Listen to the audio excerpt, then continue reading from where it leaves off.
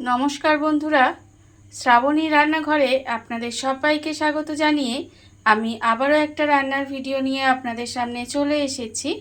আজকের আমি আপনাদের একটা স্ন্যাক্সের রেসিপি বানিয়ে দেখাবো। আশা করি আপনাদের ভালো লাগবে। তার জন্য কিন্তু আমার পুরো ভিডিওটা আপনাদের দেখতে হবে। আর দেখা শুরু করার আগে একটা লাইক দেবেন, সুন্দর একটা কমেন্ট করবেন আর শেয়ার করতে ভুলবেন না। তাহলে চলুন আজকের আমি এই স্ন্যাক্সের রেসিপিটা কিভাবে বানাই সেটা আপনারা একবার দেখে নিন। স্ন্যাক্সটা বানানোর জন্য প্রথমে আমি এখানে দেখুন গ্যাসটা অন করে একটা কড়া বসিয়ে দিয়েছি আর কড়ার মধ্যে দিয়েছি বেশ কিছুটা জল। এবারে আমি জলের মধ্যে এখানে প্রথমে দিয়ে দেব ম্যাগি। এখানে কিন্তু আমি একটা ম্যাগি রেখে দিয়েছি। ম্যাগিটা ভাঙার কোনো দরকার নেই, এরকম গোটাই ম্যাগিটা দিয়ে দিতে হবে। আর ম্যাগিটা কিন্তু 2 মিনিট মতো একটু ভালোভাবে সেদ্ধ করে নিতে হবে। আমি এখানে দেখুন একটা ডিম নিয়েছি আর এই ডিমটা কিন্তু আমি 6 টুকরো করে নিয়েছি। সেই জন্য কিন্তু একটা ডিমের জন্য একটা ম্যাগি যথেষ্ট। এবারে 2 মিনিট মতো আমাকে প্রথমে ম্যাগিটা সেদ্ধ করে নিতে হবে। আর আমি প্রতিদিনের মতো ভিডিওর শুরুতে একটা কথাই বলবো যে প্লিজ আমার ভিডিওটা আপনারা টেনে টেনে দেখবেন না, পুরো ভিডিওটা দেখুন, আশা করি আপনাদের ভালোই লাগবে। এবারে দেখুন আমি এই ম্যাগিটাকে সেদ্ধ করে নিয়ে তারপরে আবারও আপনাদের সামনে ফেরত আসছি। ম্যাগিটা আমি এখানে 2 মিনিট সেদ্ধ করে নিয়েছি আর এটা কিন্তু সেদ্ধ হয়ে গেছে। আর এর থেকে বেশি সেদ্ধ করার কোনো দরকার নেই, এইরকম 2 মিনিট কিন্তু সেদ্ধ করে নিলেই হয়ে যাবে। আমার কিন্তু এটা সেদ্ধ করা হয়ে গেছে। এবারে আমি এটাকে জল থেকে তুলে নেব আর ঠান্ডা জলে খুব ভালোভাবে ধুয়ে নিয়ে আবারও কিন্তু আপনাদের সামনে ফেরত আসবো। ম্যাগিটা আমি এখানে আলাদা করে তুলে রেখে দিয়েছি। আর এটা কিন্তু সঙ্গে সঙ্গে ঠান্ডা জলে একটু ধুয়ে নেবেন, না হলে কিন্তু ওভার কুক হয়ে যাবে, তখন কিন্তু জিনিসটা ভালো হবে না। সেই জন্য সেদ্ধ করে নিয়ে কিন্তু একটু ঠান্ডা জলে সঙ্গে সঙ্গে ধুয়ে নিতে হবে। আর আমি এটা ধুয়ে নিয়ে এখানে চলে এসেছি জলটা ঝারিয়ে নিয়ে। এইবারে আমি রান্নাটা করব। তার জন্য প্রথমে নিয়ে নেব একটা বাটি, একটা কিন্তু বড় সাইজের বাটি নিয়ে নেব। এইবারে আমি বাটির মধ্যে প্রথমে দিয়ে দেব পেঁয়াজ। এখানে কিন্তু আমি দুটো মাঝারি সাইজের পেঁয়াজ একেবারে সরু সরু করে এইভাবে একটু কুচি করে রেখেছি। সেই পেঁয়াজটা কিন্তু প্রথমে আমি এখানে দিয়ে দিলাম। পেঁয়াজটা দিয়ে এবারে হাত দিয়ে একটু এইভাবে মেখে নেব। প্রথমে মেখে নেব মানে একটু আলতো হাতে, যাতে পেঁয়াজের পাপড়িগুলো ছেড়ে যায়, সেই জন্য কিন্তু একটু হাত দিয়ে এইভাবে একটু মেখে নিতে হবে। দেখুন এইভাবে কিন্তু পেঁয়াজের পাপড়িগুলো ছাড়িয়ে নিলেই হয়ে যাবে। আমার কিন্তু এখানে ছাড়ানো হয়ে গেছে। এইবারে আমি এর মধ্যে দিয়ে দেব, এখানে আমি রেখেছি কাঁচা লঙ্কা কুচি। আমি কিন্তু দুটো কাঁচা লঙ্কা একেবারে ছোট ছোট করে কুচি করে রেখেছি, সেই কাঁচা লঙ্কাটা আমি এখানে দিয়ে দিলাম। আর আমি এর মধ্যে দিয়ে দেব, এখানে রেখেছি অল্প একটু আদা গ্রেট করে রেখেছি। আর দেব আমি এর মধ্যে 3 কোয়া রসুন আমি এখানে গ্রেট করে রেখেছি, সেই রসুনটাও এখানে দিয়ে দিলাম।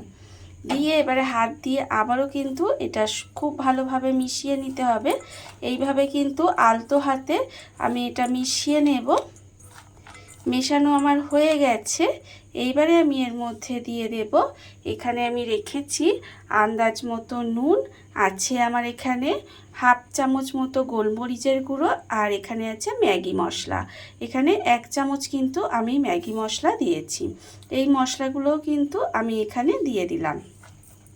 খুব কম উপকরণে আর খুব কম সময় কিন্তু এটা বানানো হয়ে যায়। আপনারা কিন্তু চা বসিয়ে দিয়ে কিন্তু ঝটপট এটা বানিয়ে নিতে পারেন, খেতে কিন্তু অসম্ভব সুন্দর হয়। এই দেখুন এবারে কিন্তু মশলাটাও খুব আলতো হাতে এখানে মাখিয়ে নিলাম। এবারে আমি এর মধ্যে দিয়ে দেব কর্নফ্লাওয়ার। এখানে কিন্তু আমি প্রথমে 2 চামচ কর্নফ্লাওয়ার দেব।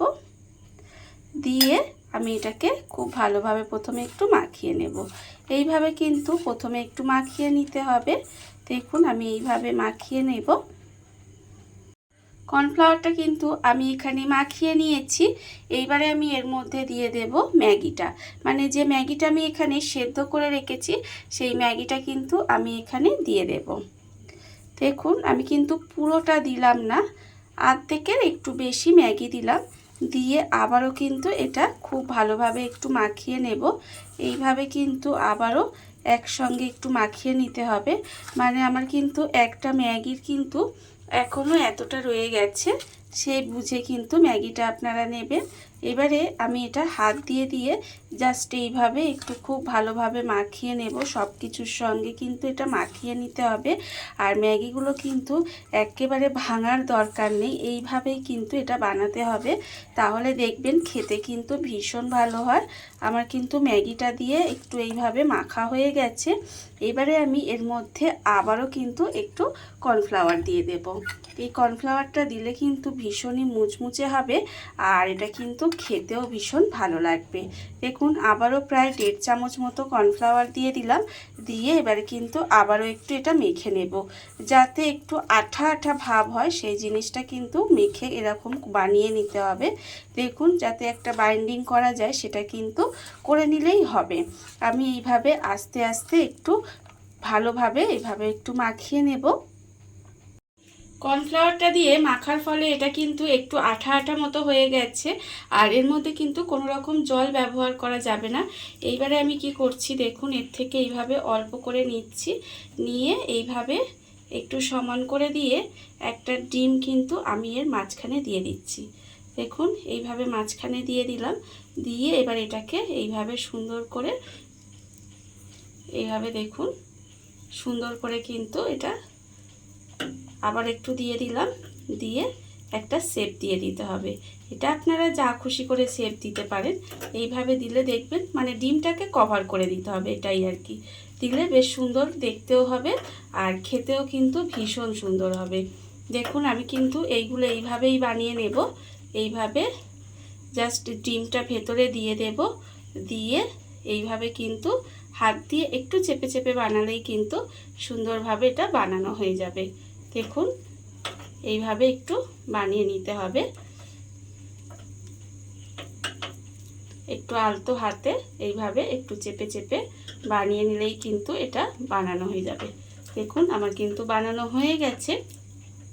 এইবারে আমি এটাকে রেখে দেব, আর আবারও একটা বানিয়ে আপনাদের দেখাচ্ছি। দেখুন এইভাবে কিন্তু আপনারাও বানিয়ে নিতে পারেন, আর খেতে তো ভীষণ ভালো হয়।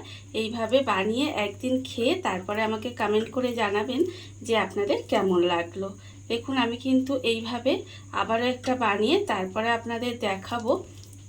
এইভাবে হাতে প্রথমে একটু নিয়ে নেব, নিয়ে এর মাঝখানে একটা ডিম দিয়ে দেব। ভীষণই সহজ বানানো, আর আবারও একটু দিয়ে কিন্তু এই ডিমটাকে একটু কভার করে দিতে হবে যাতে ডিমটা ভেতরে থাকে, আর এই যে যেটা বানিয়েছি সেটা এইভাবে বাইরে কোটিং হয়ে যায়, তাহলে কিন্তু খেতে অসম্ভব সুন্দর হবে। আর এইভাবেই কিন্তু আমি প্রত্যেকটা বানিয়ে নিয়ে তারপরে আবারও আপনাদের কাছে ফিরে আসছি। স্ন্যাক্সগুলো আমার এখানে কিন্তু বানানো হয়ে গেছে, আর অন্যদিকে দেখুন গ্যাসটা অন করে আবারও কিন্তু কড়া বসিয়ে দিয়েছি, আর কড়ার মধ্যে দিয়েছি ভাজার জন্য বেশ কিছুটা সাদা তেল। তেলটাও কিন্তু আমার এখানে গরম হয়ে গেছে। এইবারে আমি একটা স্ন্যাক্স হাতে করে নেব, নিয়ে এইভাবে কিন্তু তেলের মধ্যে দিয়ে দেব। আর এই সময় কিন্তু গ্যাসটা লোতে দিয়ে রাখবেন, দিয়ে রেখে এইভাবে কিন্তু ভেজে নিতে হবে আস্তে আস্তে। আর আমার এখানে কিন্তু আমি একটা ডিমকে 6 টুকরো করেছিলাম, কিন্তু আমার এখানে 5টা স্ন্যাক্স হয়েছে, মানে একটা বানাতে গিয়ে ডিমটা কিন্তু ভেঙে গিয়েছিল, সেই জন্য আমার বানাতে পারিনি, তাই আমি এখানে 5টাই বানিয়ে নিয়েছি। এইবারে দেখুন আমি কিন্তু একটু আস্তে আস্তে এইভাবে একটু ভেজে নিতে হবে, একদম লাল লাল করে মুচমুচে করে ভেজে নিলেই কিন্তু আমার একেবারে স্ন্যাক্স রেডি হয়ে যাবে। এইভাবে কিন্তু আপনারাও খুব সহজে বাড়িতে বানিয়ে নিতে পারেন, এবং নিজেরা এবং বাচ্চাদেরকেও বানিয়ে দিতে পারেন, তারাও কিন্তু ভীষণ খুশি হবে। বিশেষ করে এই বৃষ্টির সময় একটু কিন্তু এরকম কিছু খেতে ইচ্ছা করে, তখন কিন্তু আপনারা বাড়িতে সহজেই কিন্তু এটা বানিয়ে নিতে পারবেন। দেখুন আমি কিন্তু গ্যাসটা লোতে দিয়ে এইভাবে উল্টে পাল্টে একটু লাল করে মুচমুচে করে ভেজে নেব।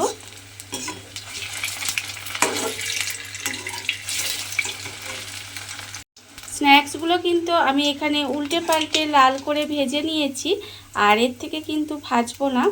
দেখুন আমার কিন্তু এখানে ভাজা হয়ে গেছে, আর দেখতে কতটা সুন্দর হয়েছে, খেতে কিন্তু তার থেকেও অনেক সুন্দর হয়। ভীষণই মুচমুচে আর ভীষণই খেতে ভালো হয়।